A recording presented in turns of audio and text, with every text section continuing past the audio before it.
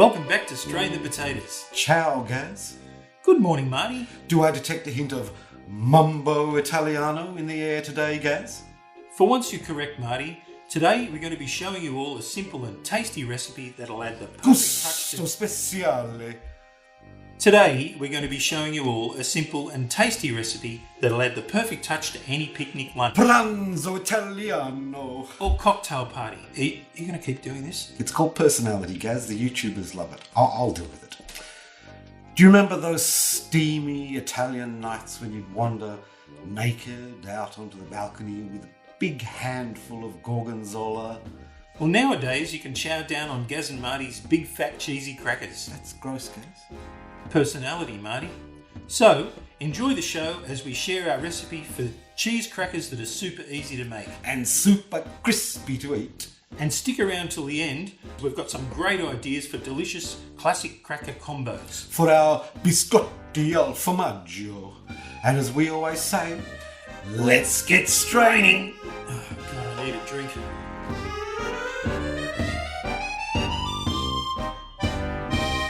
I remember the first time I baked these tasty treats. I was honeymooning in a beautiful little villa in Tuscany. On your own? With my wife. First wife? We'd had a lovely day out tasting some of the local cheeses and wines. Oh, yes. It was all so summery and Italian and loving, and we felt like it would last forever. But it didn't, and here we are. So let's get cooking. The sun was golden. No. And the rays coursed across the oil-stained bed, and I said to Melanie, crackers. So after some kneading and rolling, I leapt out of bed and ran to the kitchen. TMI, Marty. And that night we sat looking out over the collina and laughing at the beggars and relishing my crackers and drinking a beautiful schiuma de barba from memory. And Melanie looked into my eyes and said, I've met someone else. So let's get started. Simple combo ingredienti for today, guys. We need flour, salt, water, olive oil, and cheese. A bowl, baking paper, better job, hope for a better tomorrow.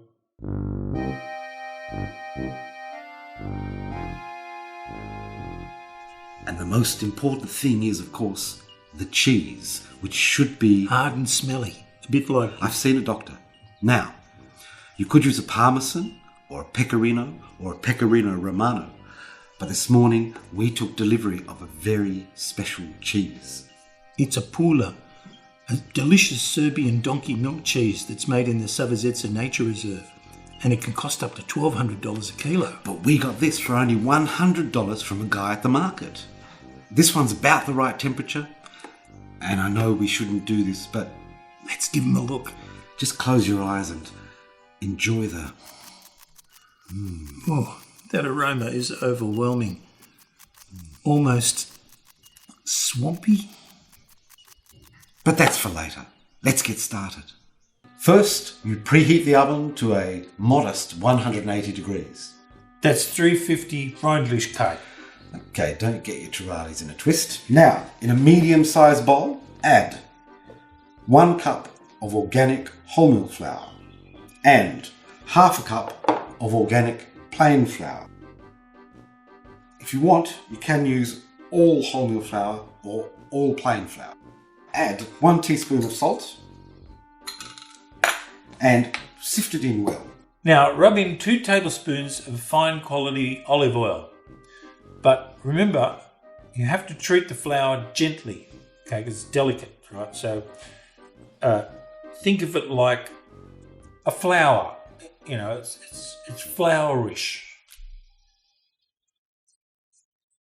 Thanks, Gaz.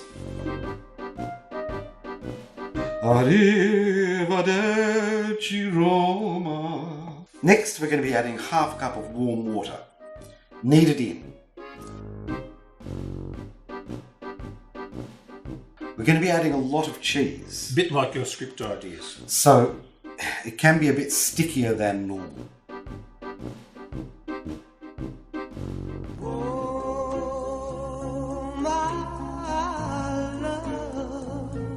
And cover and place it in a warm place for 15 minutes and let it sweat. While that's happening, time to grate that superb, super expensive cheese. Can't wait to get my oven mitts on you. Now, you'll need to use a fairly fine grater so you can roll out the crackers nice and horizontal. You'll need about 1.5 cups of geese. Let's get grating. Did you hear a lion? Knead in that beautiful cheese. A bowl seems to work pretty well, especially if you've had a glass. Or 7. Oops. In the morning. Basically, you want to get as much cheese as possible in without turning it into a fondue. Cut the ball into 8 equal portions. Now, on a lightly floured surface, roll the dough as thin as you can.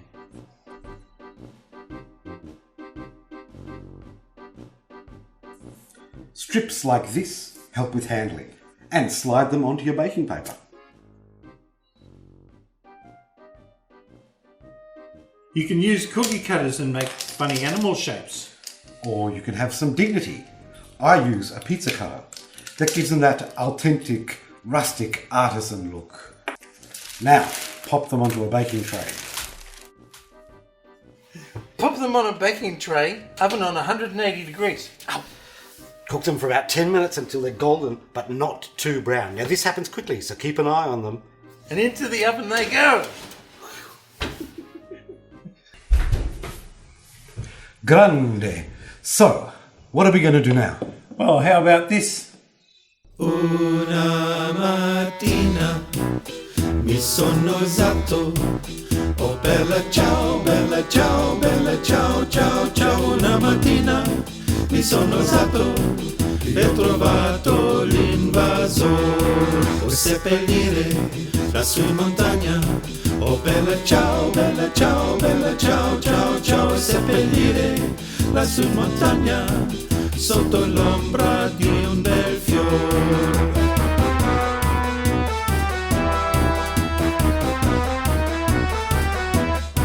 E questo è il fiore del partigiano.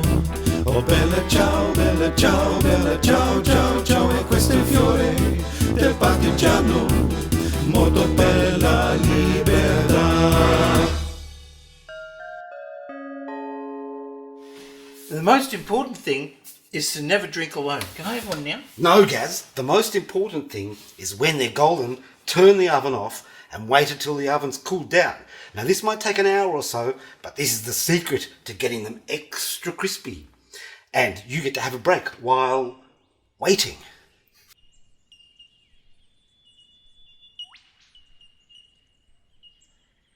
And here they are. And don't they look great? And listen to this. You could have these with guacamole, a salsa, semi-dried tomatoes, thin sliced pickles, or freshen it up with some sliced cucumber, or tomato and pepper. Or if you love cheese as much as us, you could have with some more cheese, but probably something lighter like a Greek kefla graviera or a fresh pecorino. Oh, they're beautiful, Marty. They're just beautiful. So don't forget to subscribe and hit the like button, and remember, I am single again, so Where's the Vegemite? as we always say, keep straining. Love you, Marty. Can somebody call Brian?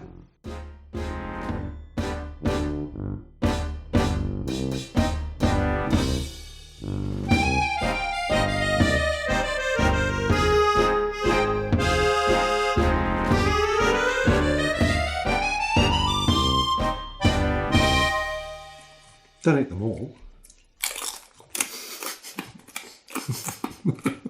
They're beautiful, Marty.